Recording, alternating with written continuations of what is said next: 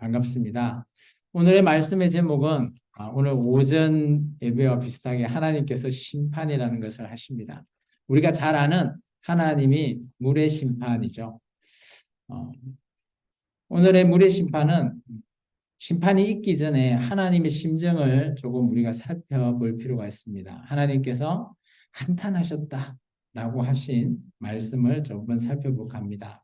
우리 창세기 6장의 말씀을 한번 살펴볼까요?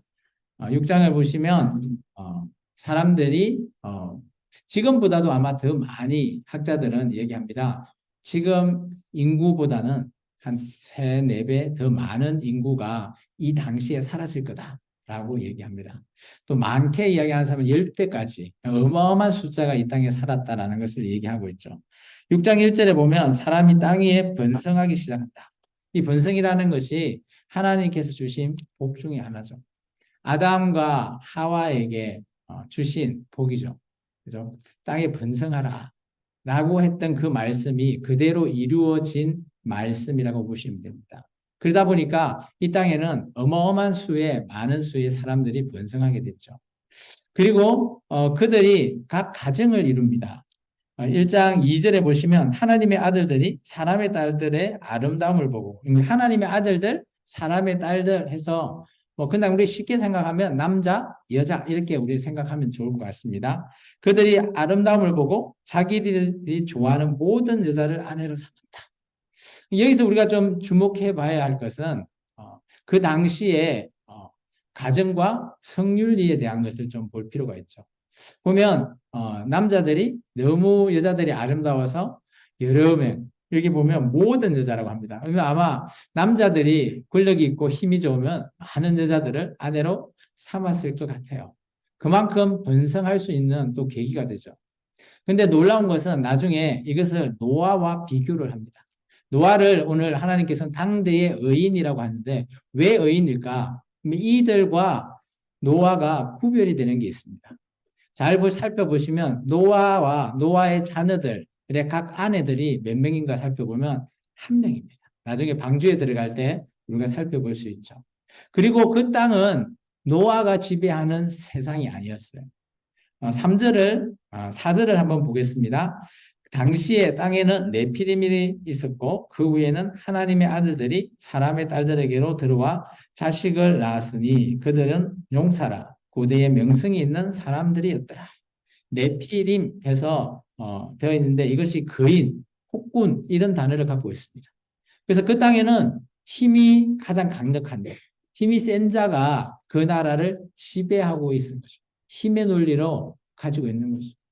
지금 우리 시대를 살아가고 있는 우리 이 대한민국도 잘 보시면 그죠? 누가 지배를 하고 있죠? 말하기가 좀 곤란할 수도 있겠지만 힘이 지배할 겁니다. 이제 그 힘이 강력한 그죠? 하나님의 힘으로 지배할 거냐 아니면 세상의 힘으로 지배되는 거냐 이런 걸 우리가 살펴볼 필요가 있습니다. 그러면 이 당시에는 그런 네피림이 지배를 하고 있었죠. 그러다 보니까 하나님께서 이렇게 말씀하십니다. 우리 5절 있죠? 6장 5절을 찾으셨으면 다 같이 한번 읽어볼까요? 시작. 여호와께서 사람의 죄악이 세상에 가득함과 그의 마음으로 생각하는 모든 계획이 항상 악할 뿐임을 보시고 그리고 6절 같이 읽겠습니다. 땅 위에 사람을 지었음을 한탄하사 마음에 근심하시고 하나님께서 한탄하실 분입니까? 하나님은 전지전능하신 분 아닌가요? 하나님이 이 땅에 사람을 만들면 또 이렇게 될 거라고 하나님이 몰랐을까요?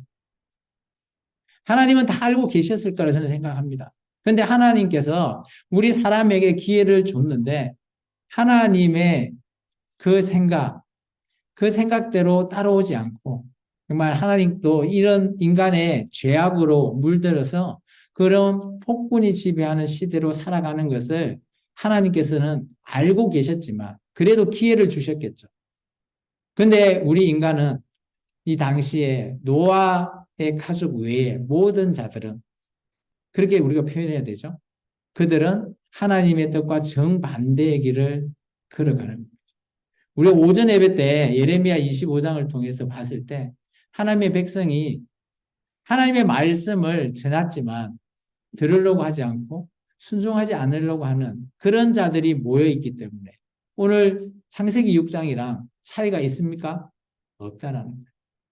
성경은 우리에게 한결같이 보여주세요.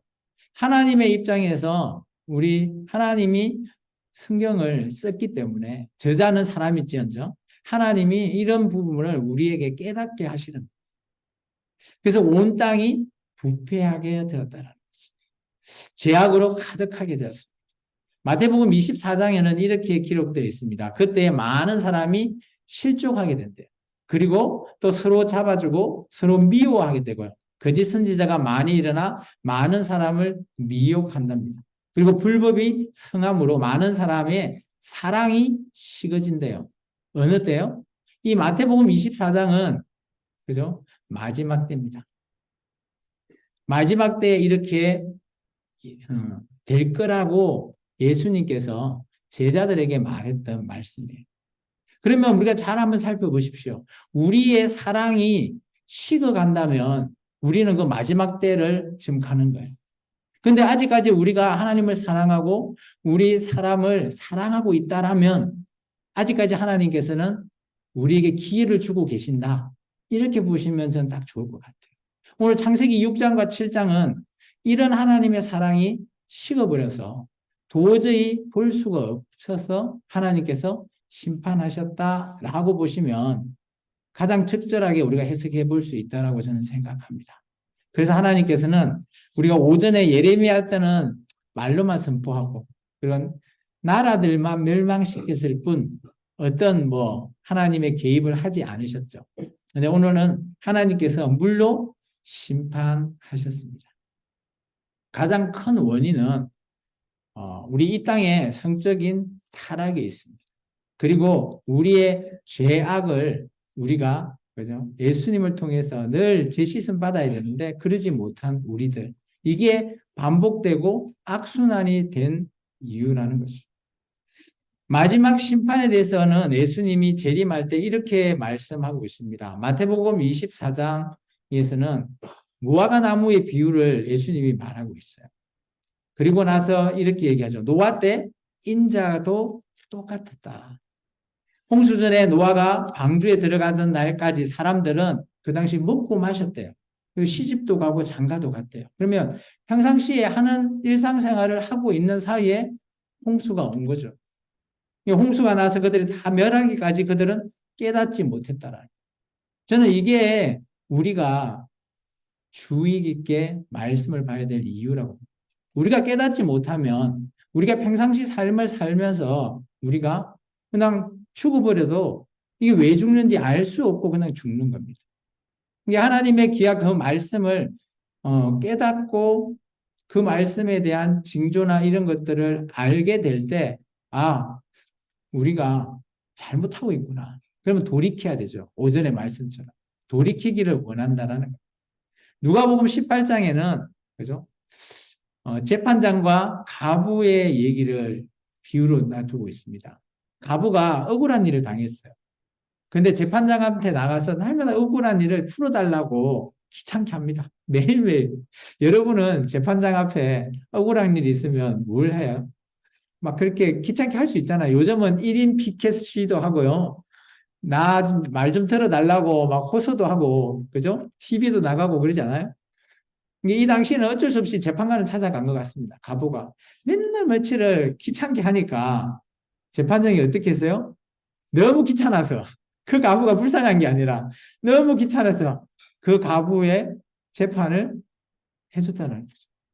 이처럼 우리도 그렇다고 우리가 하나님 앞에 이렇게 귀찮게 하는 건 아니고요. 그만큼 가부의 심정을 우리가 좀 헤아려 볼 필요가 있죠. 우리의 억울함을 풀 수 있는 그분에게는 귀찮겠지만 가부의 입장에서는 절실한 겁니다. 우리 입장에서 하나님은 우리가 이렇게 붙들고 기도하는 게 하나님 입장에서는 때론 귀찮게 생각하지 않겠지만 그렇게 보일 수도 있죠. 그렇지만 우리는 절실해야 된다. 오늘 드리시는 이 예배가 우리는 절실해야 돼요. 그래야지만이 오늘 하나님의 그 심판 때 마지막 때를 우리가, 그죠? 하나님 앞에 섰을 때 우리의 그 심판대에서 하나님께서 우리에게 말씀해 주는 그 말씀, 착하고 충성된 종아. 이 말씀을 우리가 듣기 위해서 이렇게 하고 있지 않습니까? 그리고 베드로후서 3장에는 이런 말씀이 있습니다. 하늘의 애적에서부터 땅의 물에서 나와 물로 성립된 것도 하나님의 말씀으로 된 것을 그들이 일부러 잊으려 합니다. 이게 베드로는, 그죠? 이런 홍수나 이런 사건들을 이전에 있었지만 사람들은 시간이 지나면 잊어버리려고 한다는 거예요. 이로 말미암아 그때 세상은 물이 넘침으로 멸망당했다라는 거죠. 이게 노아 홍수 당시에는 하나님의 말씀이 있었을 거라는 거죠. 노아 혼자만 하나님의 의인이기 때문에 하나님이 말씀하셨다? 저는 그렇게 보지 않습니다. 모든 사람에게 다 동일하게 말씀하셨는데 그 중에 유독 노아만 그 말씀을 붙들고 방주를 만들었다라는 거죠. 이 노아의 홍수가 여러분 보시기에 진짜 같아요? 가짜 같아요? 진짜요? 증거 있습니까? 라고 우리가 물어보죠. 그래서 제가 증거를 준비했습니다. 진짜 맞죠? 고대 인디언들이 했던 석판에 이런 부분들의 그림이 그려져 있답니다. 잘 보이나요? 잘 안 보일 수도 있는데 맨 위에 보면 여기는 하늘에서 그 하나님하고 이런 부분을 표시하고 있고요. 그리고 물이 이렇게 내려오고요. 그리고 여기에 방주가 만들어지고요. 이런 부분들이 인디안 석판에 새겨져 있답니다. 여기 옆에도 마찬가지 이렇게 새겨져 있다고 합니다. 그래서 최근에 이렇게 노아에 대한 영화가 만들어졌죠. 노아 홍수에 대해서. 그죠? 혹시 노아의 홍수에 대한 영화 보신 분 있으신가요? 저는 봤거든요. 좀 재미있더라고요. 그런데 그 안에 있는 내용은 조금 뭐 각색을 좀 많이 해서 좀 부풀려 놓은 것 같은데요. 어쨌든 간에 이 노아의 홍수가 진짜라는 사실을 말씀은 이렇게 얘기하고 있습니다. 창세기 7장 11절의 말씀입니다. 같이 한번 읽어볼까요? 큰 기쁨의 샘들이 터지고 하늘의 창이들이 열렸대요. 근데 창세기 1장 7절에 보면, 그죠? 궁창이라는 게 만들어지거든요. 이틀 두 번째 날에. 하늘 위의 궁창과 땅 아래의 궁창. 이게 땅 아래의 궁창은 바다라고 하고요. 하늘 위의 궁창은 지금은 없는데 이때 노아 때 아마 쏟아졌을 거다. 보통 그렇게 학자들이 얘기합니다. 그래서 창세기 11장에 큰 깊은 샘들이 또 터진대요. 그러면 하늘 위에 물이 쏟아지고요. 땅에 샘이 터진다라는 것은 화산 폭발 이렇게도 창조과학회에서는 이렇게 해석을 하더라고요.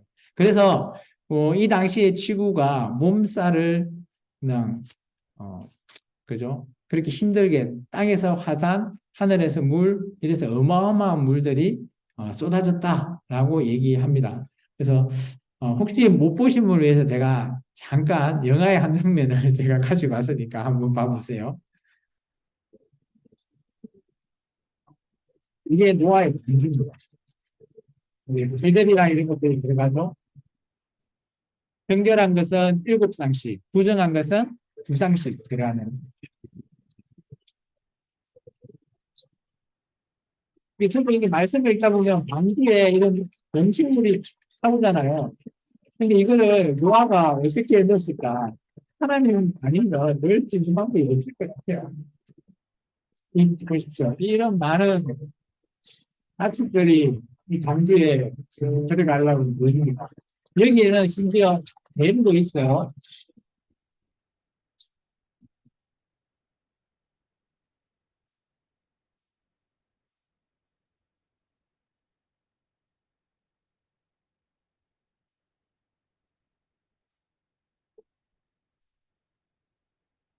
근데 그때 그 당시에 물이 땅에서 쏟아 올라오는 그런 모습들, 그런 것이 비유 영화로 잘 표현을 했더라고요.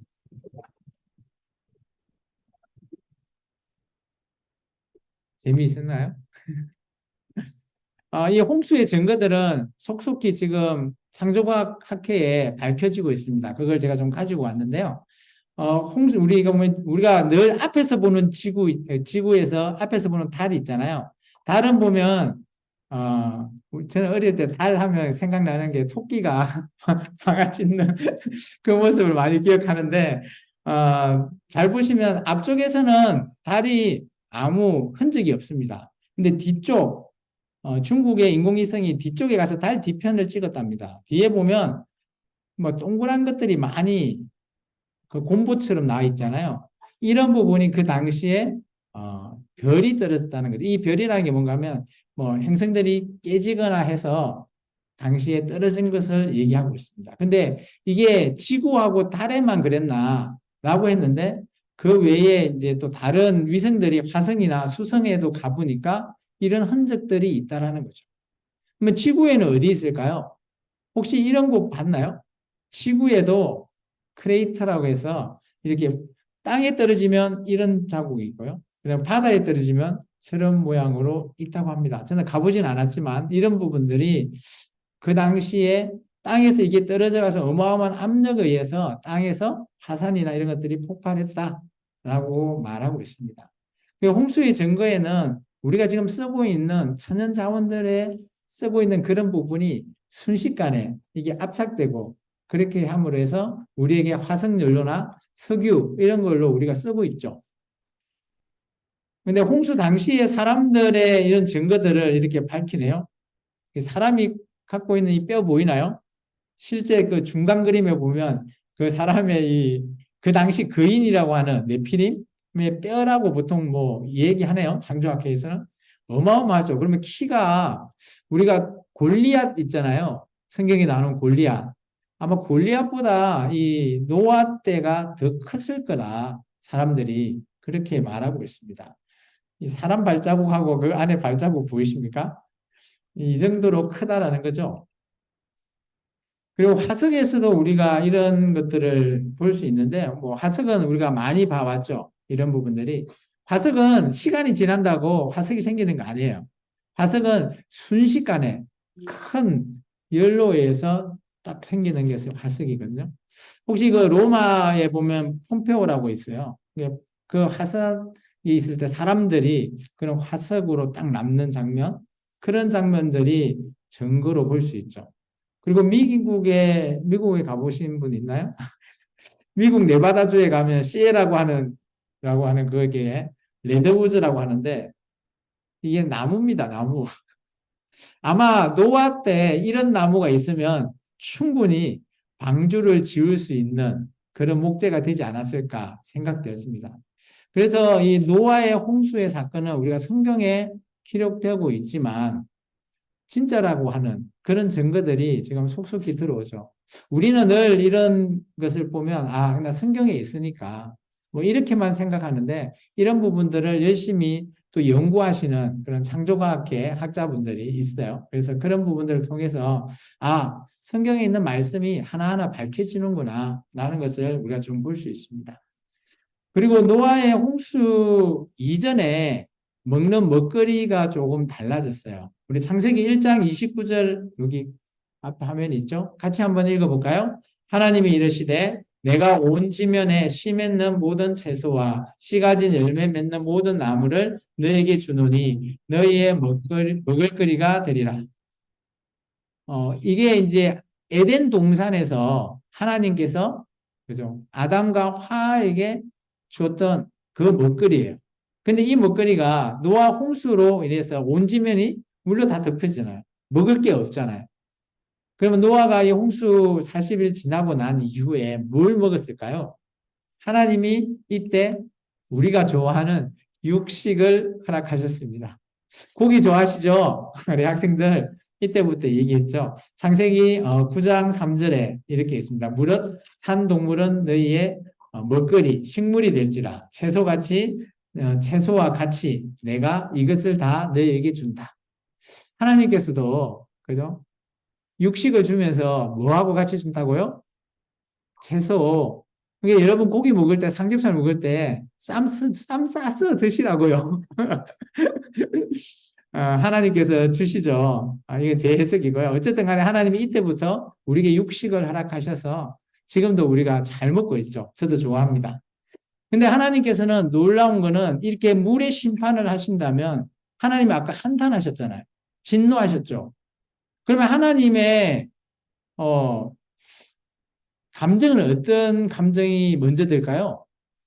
하나님은 화가 나서 물로 심판해 버렸잖아요. 그러면 거기서 살아남은 노아의 그 가족 8명, 그죠? 노아를 포함해서 노아의 아들 3명, 그리고 며느리와 아내, 8명이잖아요.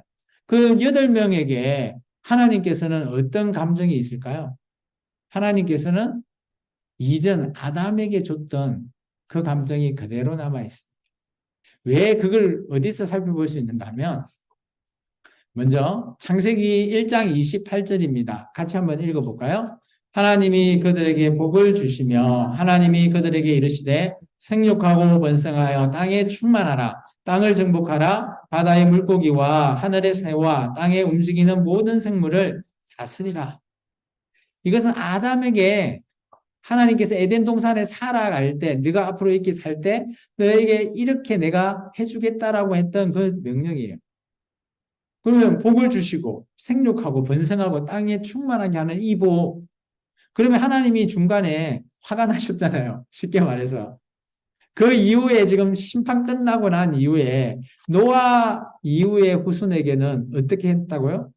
하나님이 놀랍게도 하나님은 변치 않았어요. 같이 한번 읽어볼까요? 9장 1절입니다. 하나님이 노아와 그 아들들에게 복을 주시며 그들에게 이르시되 생육하고 번성하여 땅에 충만하여. 하나님은 이렇게 통일하게 얼마나 하나님이 사람을 사랑하십니까? 근데 하나님의 뜻대로 살아주기를 원했던 우리들인데 하나님의 뜻을 몰라서 때로는 하나님과 반대에 가는 길을 갈 때 하나님께서는 물론 심판하시고 질책하시죠. 그래서 하나님은 언제나 선지자를 통해서 돌아오라. 손 내미시는 하나님. 그런 하나님을 우리가 성경을 통해서 만났으면 좋겠어. 또한 하나님께서는 내가 잘못 살았더라도 하나님 앞에 하나님께서는 동일하게 네가 이 땅에 살아갈 때 내가 복 줄 거야. 생육하고 번성해라. 라고 하는 이 말씀이 내가 잘못했다고 너 안 돼. 이게 아니시라는 거죠. 그런 하나님의 사랑하심을 여러분이 성경에서 만났으면 좋겠어요. 우리 마지막 이것을 읽고 오늘 말씀을 마칠까 합니다. 같이 읽습니다. 하나님은 심판 전에도 심판 후에도 동일하게 사랑하십니다. 아멘. 기도하겠습니다. 사랑해 주님 감사합니다. 오늘도 하나님의 귀한 말씀을 통해서